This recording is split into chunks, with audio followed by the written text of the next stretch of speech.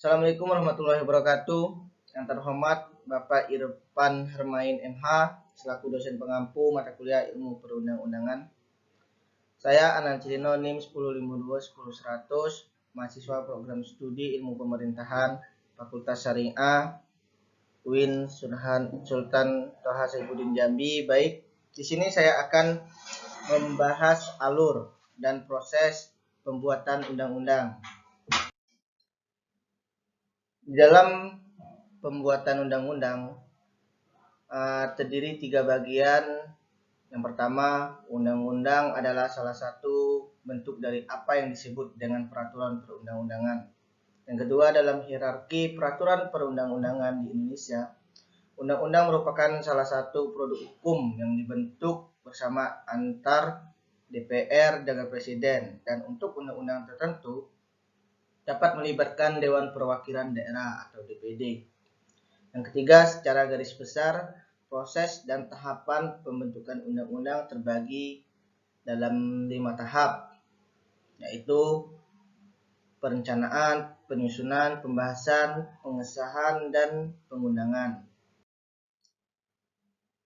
Berdasarkan pasal 20 ayat 1 Undang-Undang Dasar Negara Republik Indonesia tahun 1945, kekuasaan untuk membentuk undang-undang ini merupakan kewenangan Dewan Perwakilan Rakyat atau DPR. Selanjutnya, di dalam pasal 20 ayat 2 Undang-Undang Dasar Negara Republik Indonesia tahun 1945 diatur bahwa setiap rancangan undang-undang RUU kemudian dibahas lebih lanjut oleh DPR dan Presiden untuk dapat persetujuan bersama. Proses pembuatan undang-undang: yang pertama, sebuah RUU bisa berasal dari Presiden, DPR, atau DPD. Yang kedua, RUU yang diajukan oleh Presiden disiapkan oleh Menteri atau pimpinan lembaga terkait. Yang ketiga, RUU kemudian dimasukkan ke dalam program legislasi nasional atau prolegnas oleh Badan Legislasi DPR atau jangka waktu 5 tahun. Yang keempat, RUU yang diajukan harus dilengkapi dengan naskah akademik kecuali untuk RUU Anggaran Pendapatan dan Belanja Negara (APBN), RUU Penetapan Peraturan Pemerintah pengganti undang-undang atau Perpu menjadi undang-undang, serta RUU pencabutan undang-undang atau pencabutan Perpu. Yang kelima, pimpinan DPR mengumumkan adanya usulan RUU yang masuk dan membagikan ke seluruh anggota Dewan dalam sebuah rapat paripurna. Yang keenam, di rapat paripurna berikutnya diputuskan apakah sebuah RUU disetujui dengan perubahan atau ditolak untuk pembahasan lebih lanjut. Yang ketujuh, jika disetujui untuk dibahas, RUU akan ditindaklanjuti dengan 2 tingkat pembicaraan. Yang kedelapan, pembicaraan tingkat pertama dilakukan dalam rapat komisi, rapat gabungan komisi, rapat badan legislasi, rapat badan anggaran, atau rapat panitia khusus.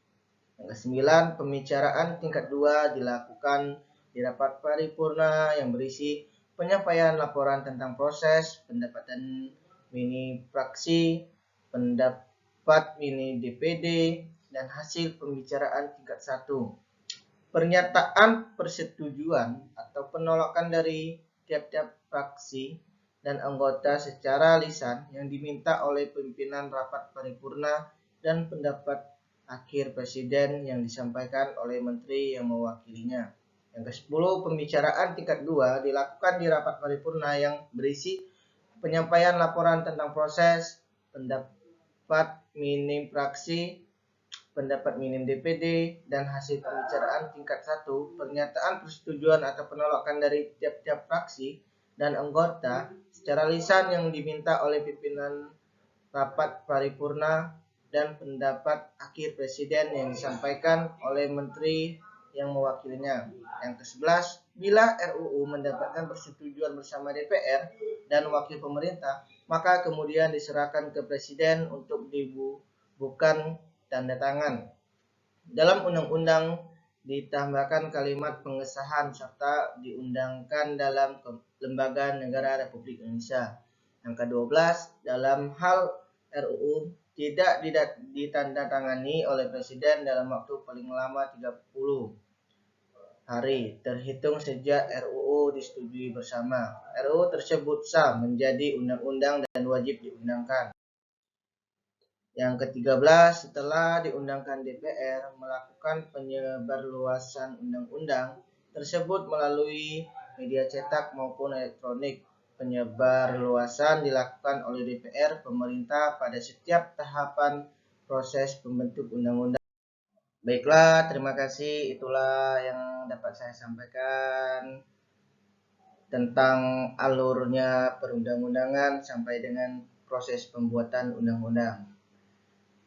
Apabila ada kesalahan dari saya cara penyampaiannya, saya mohon maaf. Wabillahi taufiq walhidayah. Wassalamualaikum warahmatullahi wabarakatuh.